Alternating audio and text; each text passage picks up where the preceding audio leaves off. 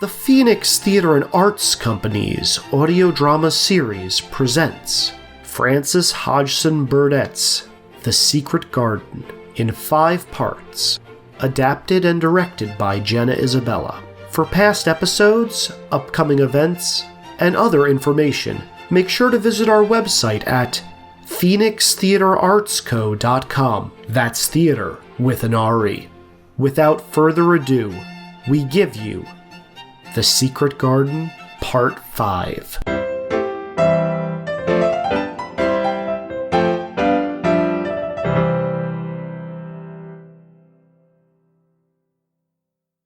Well, dear listener, we're nearly at the end of our story now. Colin was improving with the magic of the garden. And so had you, really. And when we returned to the house after that first afternoon in the garden, we found that Dr. Craven had been waiting some time. Colin was brought back to his room and the poor man looked over him seriously. You should not have stayed so long.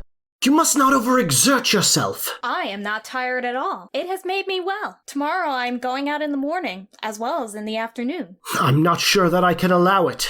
I'm afraid it would not be wise. It would not be wise to try to stop me. I am going. What are you looking at me for? I'm thinking that I'm rather sorry for Dr. Craven. So am I. He won't get Misselthwaite at all. Now I'm not going to die. I'm sorry for him because of that, of course, but I was thinking just then that it must have been very horrid to have to be polite for 10 years to a boy who's always rude. I would never have done it. Am I rude? If you had been his own boy and he had been a slapping sort of man, he would have slapped you. But he daren't. No, he daren't. Nobody ever dared do anything you didn't like because you were going to die and things like that. It was such a poor thing. But I am not going to be a poor thing. I won't let people think I'm one. I stood on my feet this afternoon. It is always having your own way that has made you so strange. Am I strange? Yes, very. But you needn't be cross because so am I strange, and so is Ben Weatherstaff. But I am not as strange as I was before I began to like people and before I found the garden. I don't want to be strange. I am not going to be. I shall stop being strange if I go every day to the garden. There is magic in there. Good magic, you know, Mary. I am sure there is. So am I. Even if it isn't real magic, we can pretend it is. Something is there. Something. It's magic, but not black. It's as white as snow.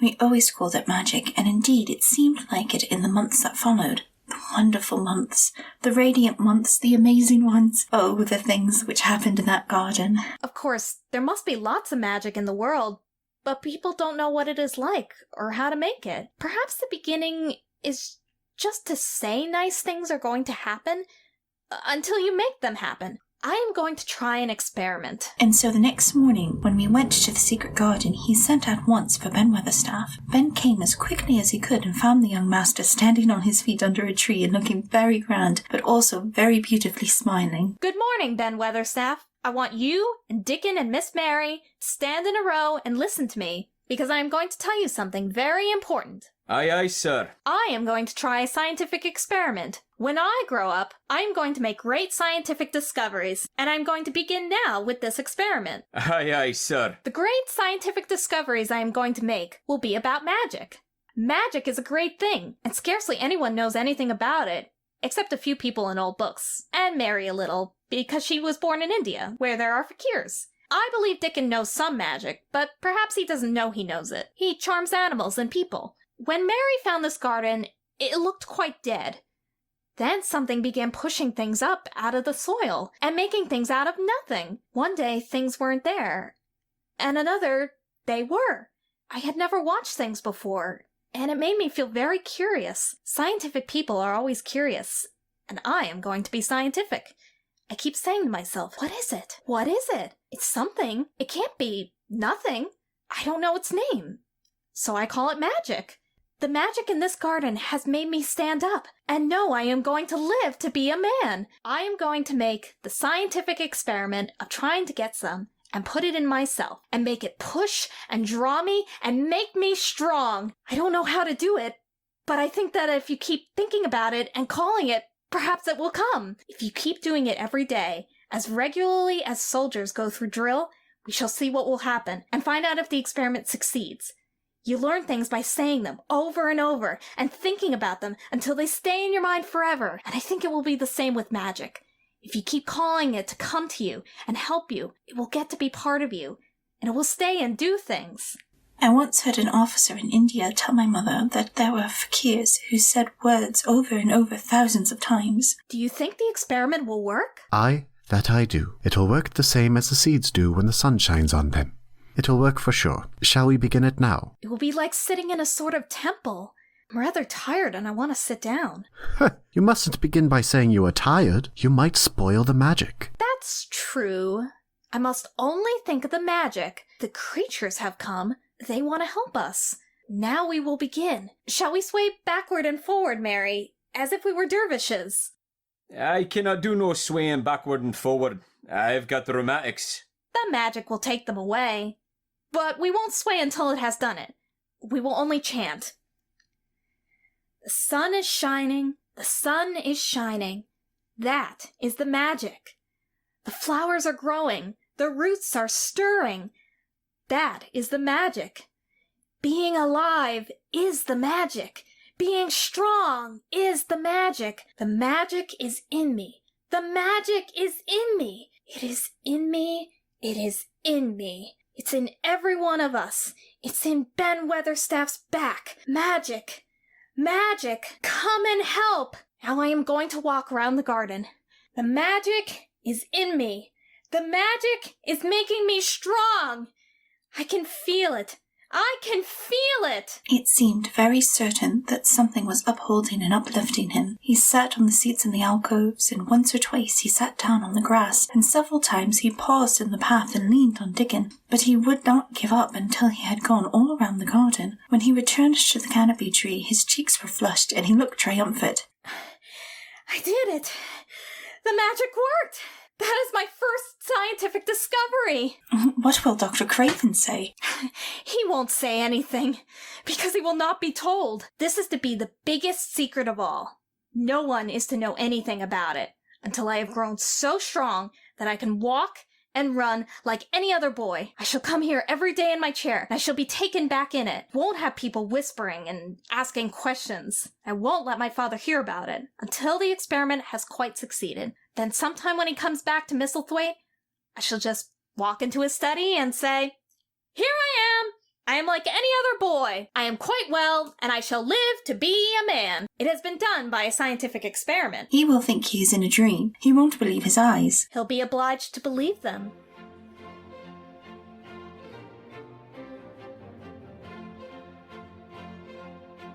Colin continued to practice his magic, getting stronger and stronger, and Dickon and I continued to work in the garden. The secret garden was not the only one Dickon worked in. Round the cottage on the moor there was a piece of ground enclosed by a low wall of rough stones. Early in the morning and late in the fading twilight, and on days we did not see him, Dickon worked there planting and tending potatoes and cabbages, turnips and carrots and herbs for his mother. In the company of his creatures he did wonders there, and was never tired of doing them, it seemed. While he dug or weeded, he whistled or sang bits of Yorkshire moor songs, or talked to Soot or Captain, or the brothers and sisters he had taught to help him. We'd never get on as comfortable as we do if it wasn't for Dickon's garden. Anything'll grow for him. His taters and cabbages are twice the size of anyone else's, and they've got a flavour with them as nobody's has. I loved to go up to the cottage and talk to Mrs. Sowerby and Dickon. As he worked, we exchanged stories of the day and marvelled at the flowers and vegetables he grew. All a chap's got to do to make them thrive, Mother, is to be friends with them for sure.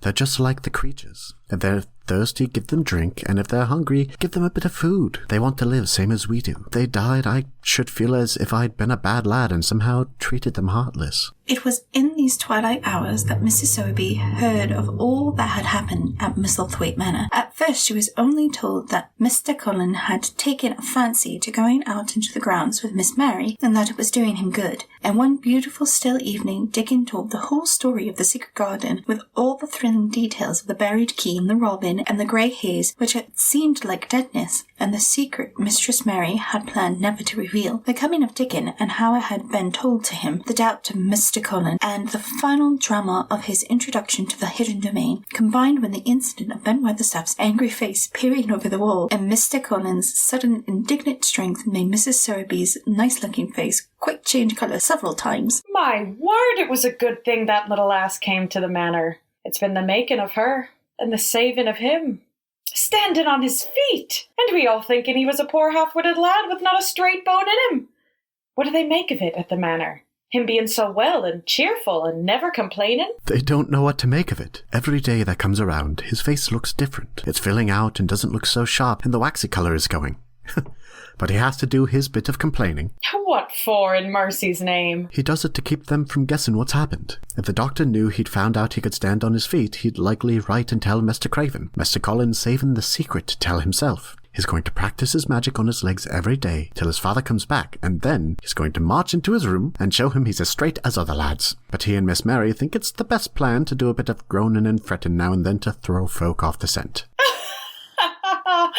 That pair's enjoying themselves, I'll warrant. They'll get a good bit of acting out of it. And there's nothing children like as much as play acting. Let's hear what they do, Dickon lad. Mr. Colin is carried down to his chair every time he goes out, and he flies out at John, the footman, for not carrying him careful enough. He makes himself as helpless looking as he can, and never lifts his head until we're out of sight of the house. But the trouble is that sometimes he can scarce keep from bursting out laughing.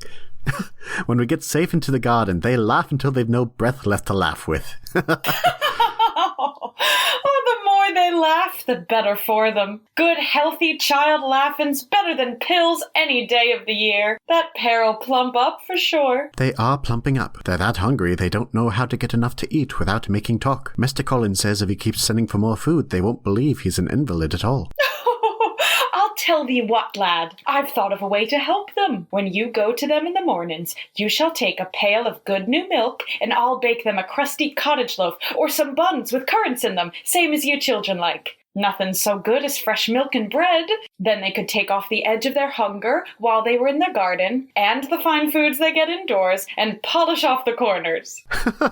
Mother, what a wonder you are. You always see a way out of things. They're two young'uns growing fast, and health's coming back to both of them. Children like that feel like young wolves, and food's flesh and blood to them. But they're enjoying themselves for sure. She was quite right, the comfortable, wonderful mother creature, and she had never been more so than when she said our play acting would be our joy. Colin and I had found it one of our most thrilling sources of entertainment. The idea of protecting ourselves from suspicion had been unconsciously suggested to us first by the puzzled Mrs. Medlock, and then by Dr. Craven himself. Your appetite is improving very much, Master Colin. You used to eat nothing, and so many things disagreed with you. Nothing disagrees with me, now that at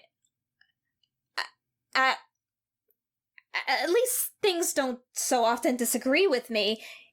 It's the fresh air. Well, perhaps it is, but I must talk to Dr. Craven about it.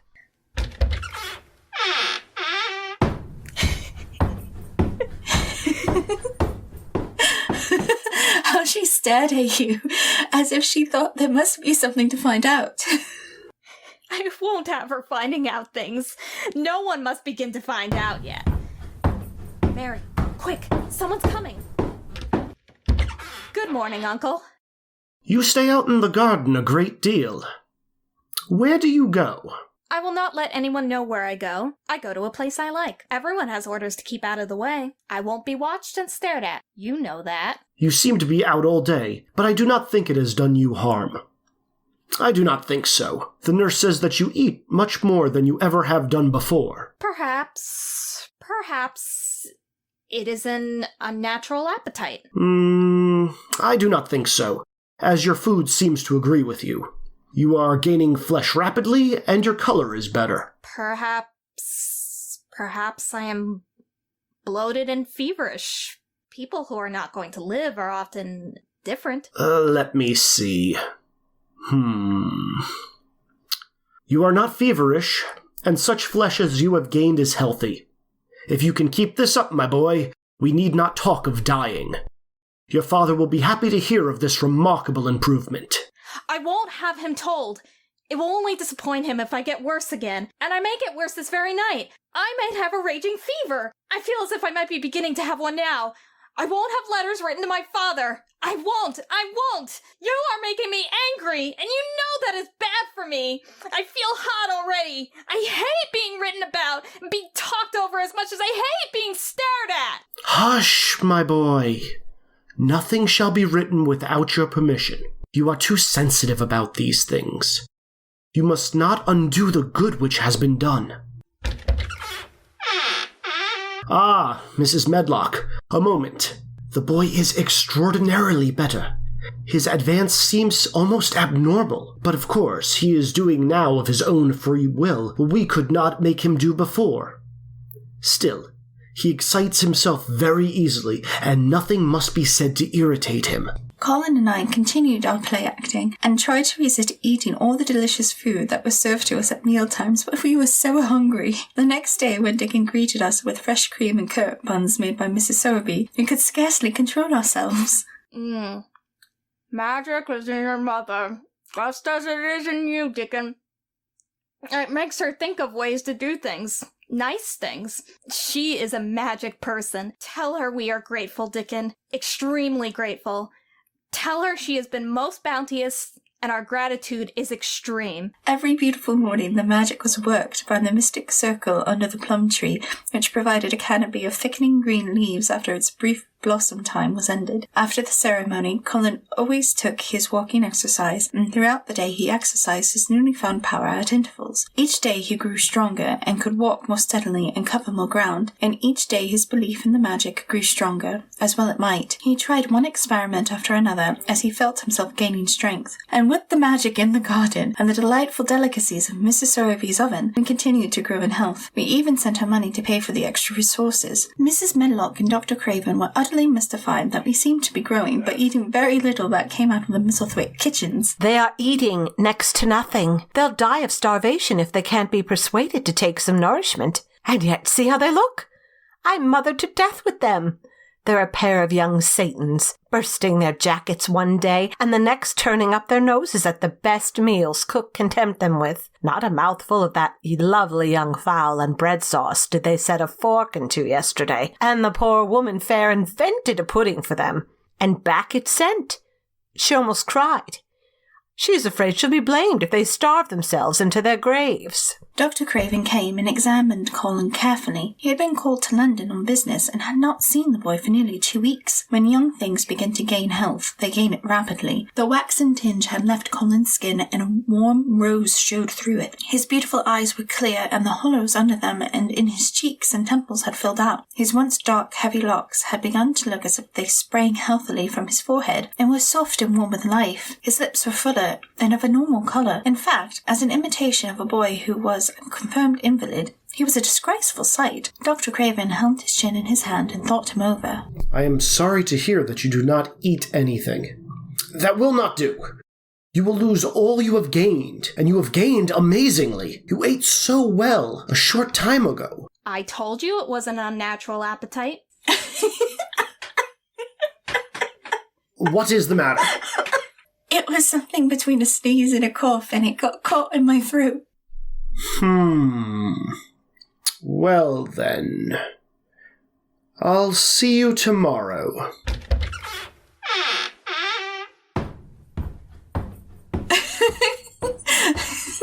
I couldn't stop myself. It just burst out because all at once I couldn't help remembering that last big potato you ate and the way your mouth stretched when you bit through that thick, lovely crust with jam and clotted cream on it. You could hear Dr. Craven and Mrs. Medlock talking out in the hallway. Is there any way in which those children can get food secretly? There's no way unless they dig it out of the earth or pick it off trees. They stay out in the grounds all day and see no one but each other. And if they want anything different to eat from what's sent up to them, they need only to ask for it.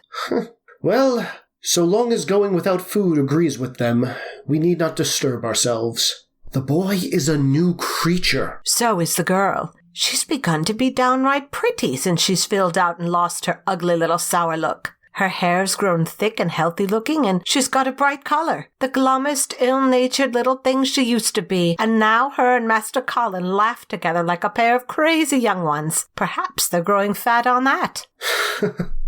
Perhaps they are. Let them laugh.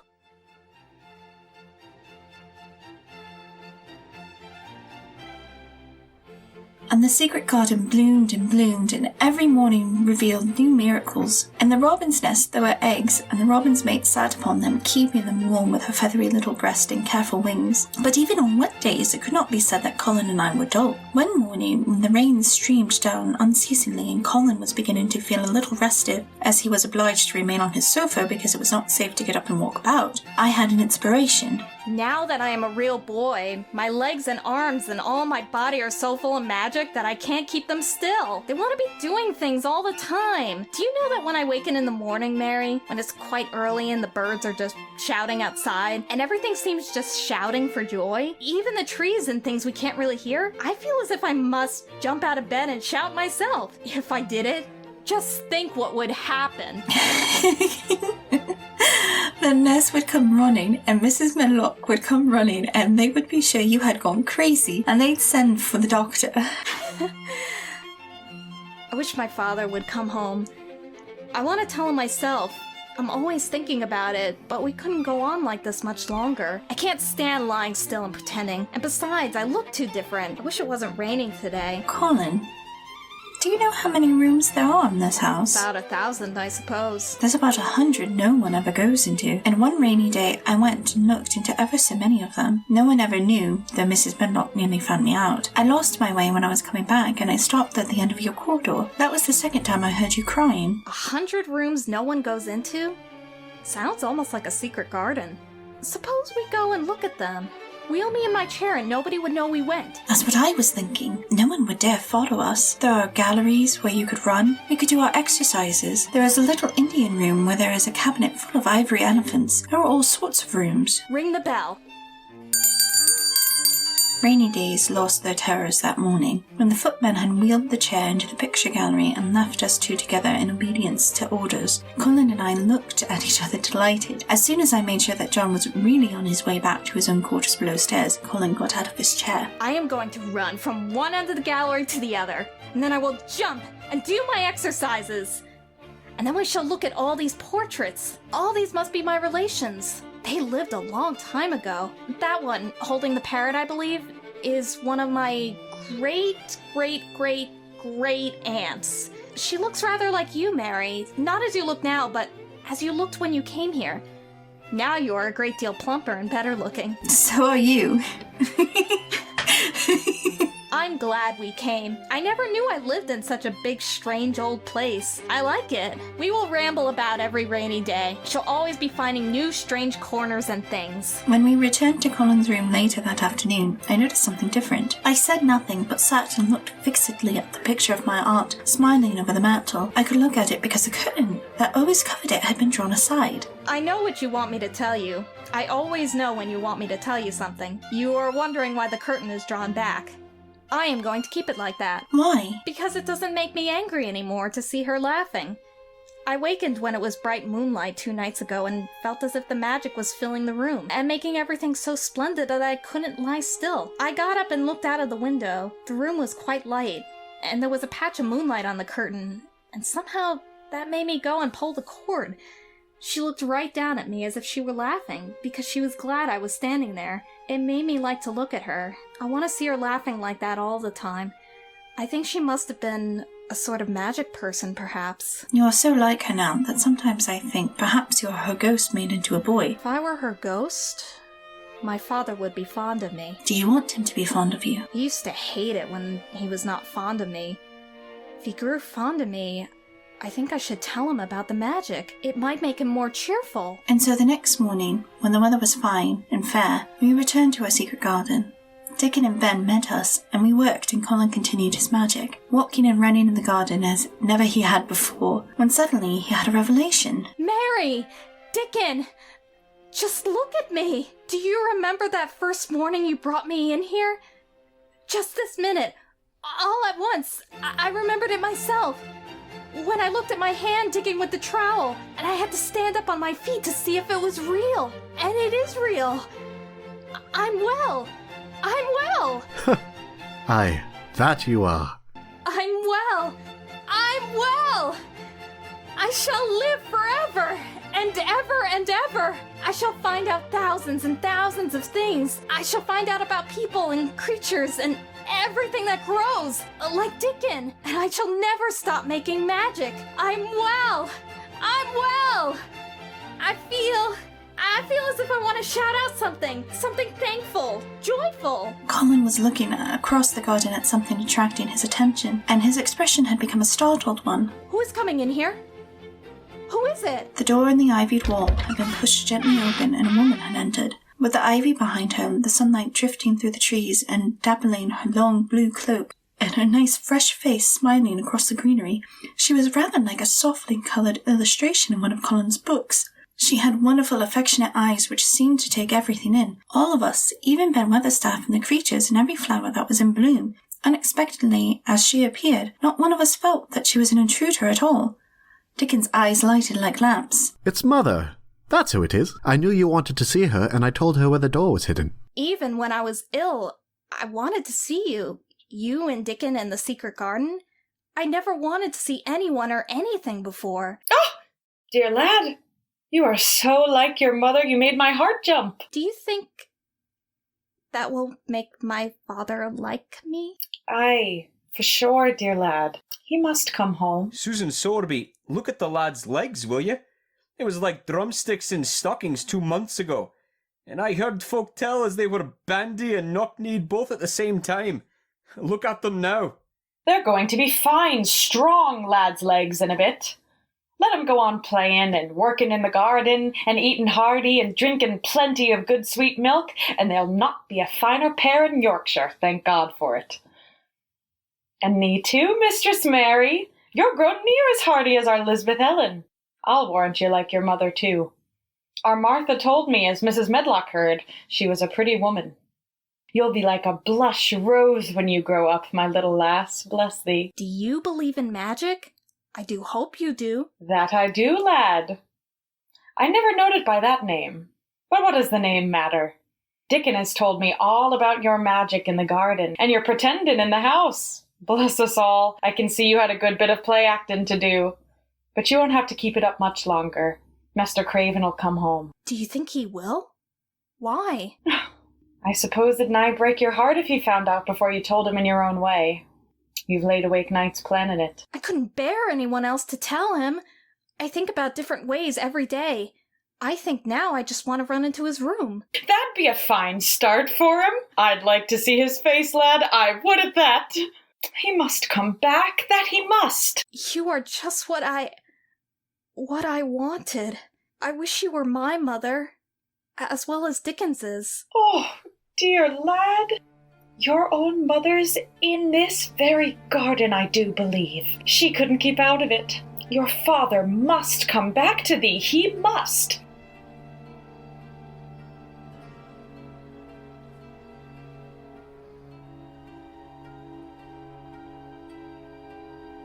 While the secret garden was coming alive, and 2 children were coming alive with it, there was a man wandering about certain faraway beautiful places in the Norwegian fjords and the valleys and mountains of Switzerland, and he was a man who for 10 years had kept his mind filled with dark and heartbroken thinking. He had not been courageous. He had never tried to put any other thoughts in the place of the dark ones. He had wandered by blue lakes and thought them. He had laid on mountainsides with sheets of deep blue gentians blooming all about him and flower breaths filling all the air, and he had thought them. A terrible sorrow had fallen upon him when he had been happy, and he had let his soul fill itself with blackness and had refused obstinately to allow any rift of light to pierce through. He had forgotten and deserted his home and his duties. When he travelled about, darkness so brooded over him that the sight of him was a wrong done to other people, because it was as if he had poisoned the air about him with gloom. Most strangers thought that he must be either half mad or a man with some hidden crime on his soul. He was a tall man with a drawn face and crooked shoulders, and the name he always entered on hotel registers was Archibald Craven, Misselthwaite Manor, Yorkshire, England. He had travelled far and wide since the day he saw Mistress Mary in his study and told her she might have her bit of earth. And at the moment when young Master Colin proclaimed, I am going to live forever and ever and ever! Far away on the European continent, something seemed to have been unbound and released in Archibald Craven. very quietly. What is it? I almost feel as if I were alive. I do not know enough about the wonderfulness of undiscovered things to be able to explain how this had happened to him. Neither does anyone else yet. He did not understand it at all himself, but the singular calmness remained with him the rest of the evening, and he slept a new reposeful sleep. But it was not with him very long. He did not know that it could be kept. By the next night he had opened the doors wide to his dark thoughts, and they had come trooping and rushing back. He left the valley and went on his wandering again. Slowly, for no reason that he knew of, he was coming alive with the garden. He did not know when he fell asleep and when he began to dream. His dream was so real that he did not feel as if he were dreaming. He remembered afterward how intensely wide awake and alert he thought he was. He thought that as he sat and breathed in the scent of the late roses and listened to the lapping of the water at his feet, he heard a voice calling.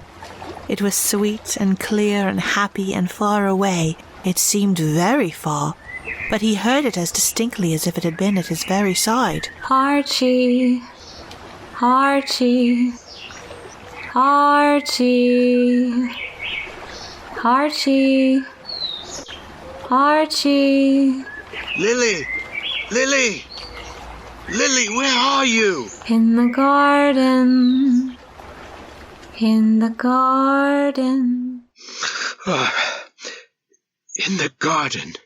In the garden? But the door is locked and the key is buried deep. Archibald Craven sat puzzling at the dream of his late wife calling him to the garden, her garden, locked away from the world, when he suddenly glanced at the letters on the table in front of him. He saw that the one lying at the top of the rest was an English letter and came from Yorkshire. It was directed in a plain woman's hand, but it was not a hand he knew. He opened it, scarcely thinking of the writer, but the first words attracted his attention at once. Dear Sir, I am Susan Sowerby, that made bold to speak to you once on the moor. It was about Miss Mary I spoke. I will make bold to speak again. Please, sir, I would come home if I was you. I think you would be glad to come, and, if you will excuse me, sir, I think your lady would ask you to come if she was here. Your obedient servant, Susan Sowerby. I will go back to Misselthwaite. Yes, I'll go at once. As he travelled back to England and on to Misselthwaite, he thought to himself, Perhaps I have been all wrong for 10 years. 10 years is a long time. It may be too late to do anything, quite too late. What have I been thinking of? Could it be possible that Susan Sowerby sees that I may be able to do him good and to comfort him? I will go and see her on my way to Misselthwaite. Was it possible that perhaps I might find him changed a little for the better, and that I might overcome my shrinking from him? Oh, how real that dream had been! How wonderful and clear the voice which called back. In the garden. In the garden. I will try to find the key. I will try to open the door. I must. I don't know why. When he arrived at the manor, the servants who received him with the usual ceremony noticed that he looked better, and that he did not go to the remote rooms where he usually lived attended by Pitcher. He went into the library and sent for Mrs. Medlock. She came to him somewhat excited and curious and flustered. How is Master Colin Medlock? Well, sir, he's different, in a manner of speaking. Worse? Well, you see, sir, neither Dr. Craven, nor the nurse, nor me can actually make him out. Why is that? To tell the truth, sir, Master Colin might be better, and he might be changing for the worse. His appetite, sir, is past understanding, and his ways... Has he become more peculiar? But that's it, sir. He's growing very peculiar when you compare him with what he used to be. He used to eat nothing, and then suddenly he'd begin to eat something enormous, and then he stopped again all at once, and the meals were sent back just as they used to be. You never knew, sir, perhaps, that out of doors he would never let himself be taken. The things we've gone through to get him to go out in his chair would leave a body trembling like a leaf. He'd just throw himself into such a state that Dr. Craven said he couldn't be responsible for forcing him. Well, sir, just without warning, not long after one of his worst tantrums, he suddenly insisted on being taken out every day by Miss Mary and Susan Sowerby's boy Dickon that could push his chair. He took a fancy to both Miss Mary and Dickon brought him his tame animals, and if you credit it, sir, out of doors he will stay from morning until night. How does he look? If he took his food natural, sir, you'd think he was putting on flesh, but we're afraid it may be a sort of bloat. He laughs sometimes in a queer way when he's alone with Miss Mary. He never used to laugh at all. Dr. Craven is coming to see you at once if you'll allow him. He never was as puzzled in his life. Where is Master Colin now? In the garden, sir. He's always in the garden, though not a human creature is allowed to go near for fear they'll look at him. In the garden. In the garden. He had to make an effort to bring himself back to the place he was standing in, and when he felt he was on earth again, he turned and went out of the room. He crossed the lawn and turned into the long walk by the ivied walls.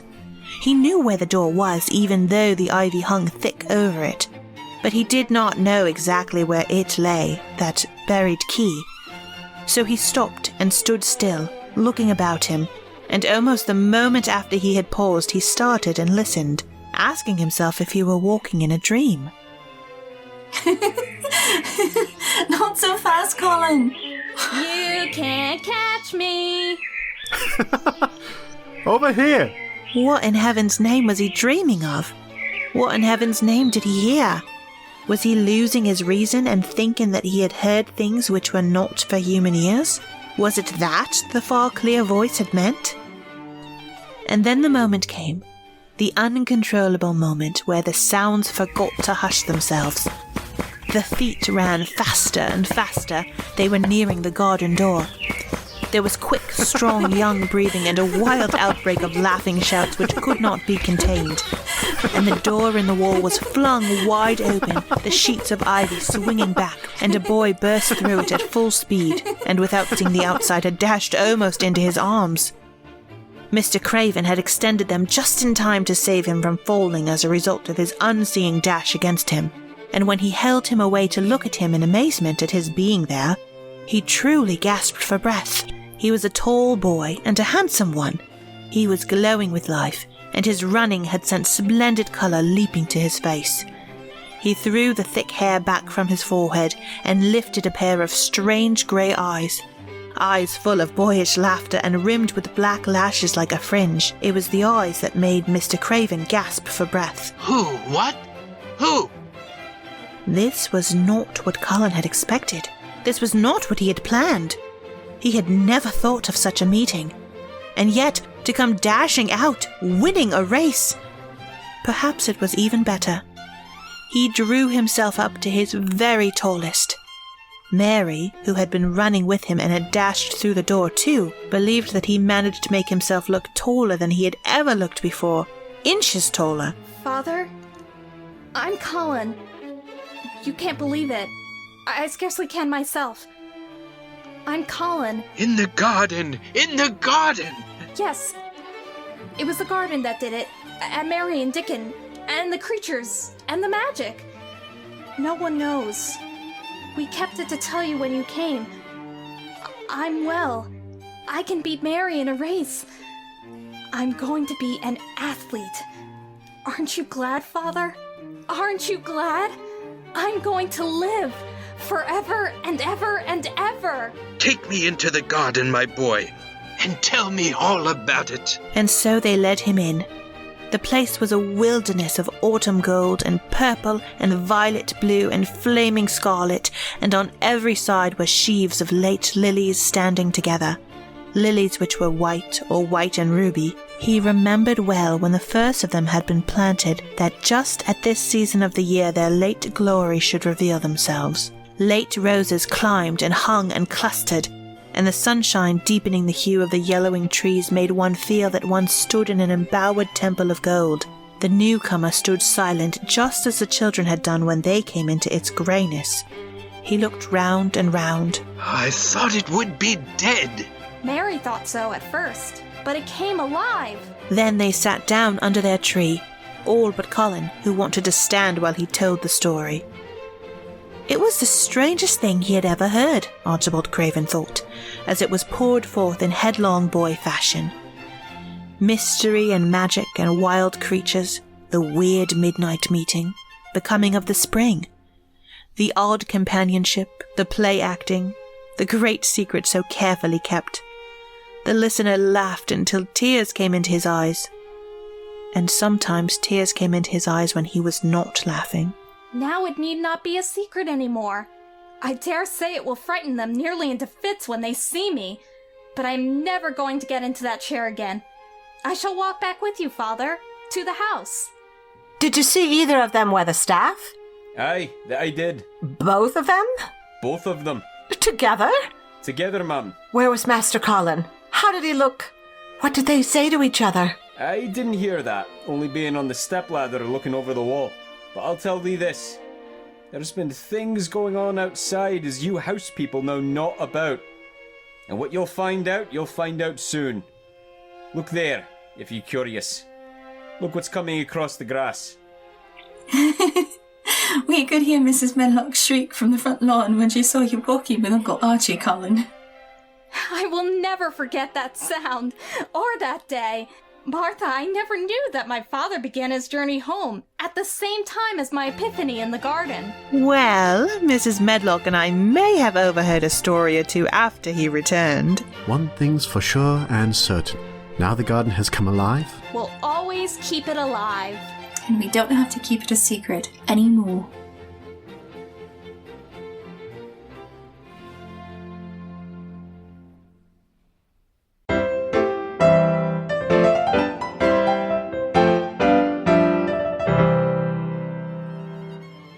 PTAC's audio drama series is a production of the Phoenix Theatre and Arts Company. This week's episode, The Secret Garden, Part 5, was written by Frances Hodgson Burnett, adapted and directed by Jenna Isabella, and edited by Gina Stanton and Jenna Isabella. This episode features the vocal talents of Amanda Booth as Mary Lennox, Gina Stanton as Martha Sowerby, Devin Traeger as Dickens Sowerby, Emma Burke-Kovitz as Colin Craven, Judy Brewster as Mrs. Medlock, Sean Latassa as Ben Weatherstaff and Mr. Pitcher, Jasmine Kanzani as Mrs. Sowerby, Ted Schwartz as Uncle Archibald Craven, John Isabella III as Dr. Craven, and Jenna Isabella as Lily Craven. Original PTAC music by Brian Sanishin. For a full listing of credits, visit us at phoenixtheatreartsco.com. That's theater with an R-E. While you're there, please consider clicking the donate link. That would be delightful. Have any comments or questions? Email us at phoenixtheatreartsco@gmail.com or find us on social media. A very special thank you to our Patreon subscribers, with a shout out to those sitting in the box seats, Ken Shelby, and on-stage seating, Margaret Thurston. We couldn't do this without you. Join us next time for American Fairy Tales, Part 1.